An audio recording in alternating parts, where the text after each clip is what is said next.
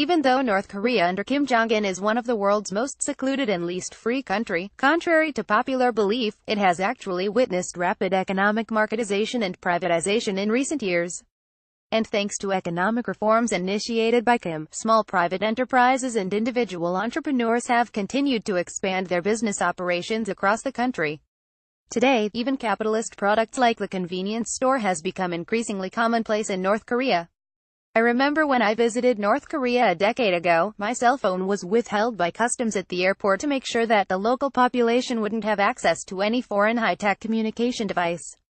However, 10 years on, as many as 1/10 of North Koreans have their own cell phones.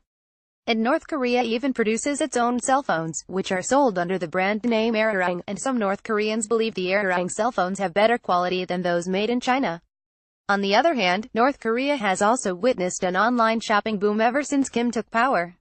Most North Koreans enjoy daily access to the internet, despite the fact that the internet they are using is more like an intranet by common standards, since it is completely sealed off from the rest of the world.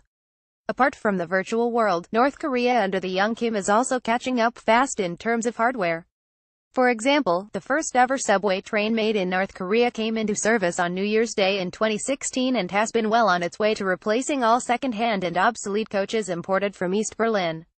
Moreover, according to media reports, work on the unfinished Rugang Hotel in Pyongyang, whose construction began during the Kim Il-sung era but has stopped since the early 1990s, will resume soon.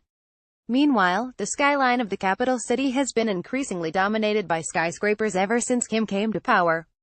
At the same time, the young Kim has introduced theme parks, amusement rides such as the Turbo Drops and 3D movie theaters, which have become the favorite weekend hangouts for many North Koreans.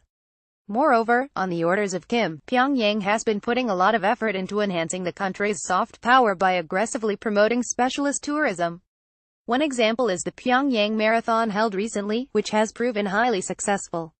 In fact, North Korean authorities claim that by 2020, the number of foreign tourists visiting the country is likely to hit 2 million a year.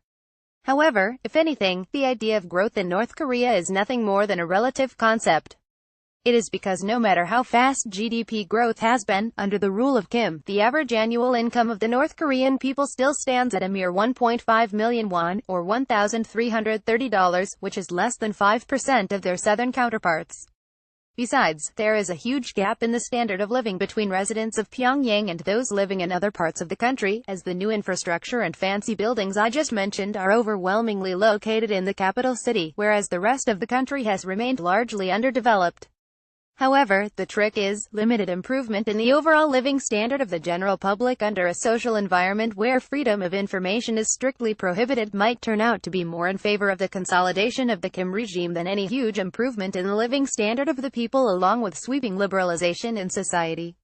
It is because by giving his loyal subjects a taste of material comforts, Kim may manage to create an illusion among the average North Koreans that they themselves have very much become part of the vested interests in society under their great young leader.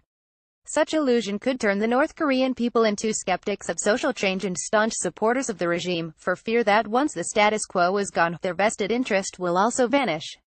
This article appeared in the Hong Kong Economic Journal on October 26. Translation by Alan Lee. Chinese version. Contact us at email protected@rtra.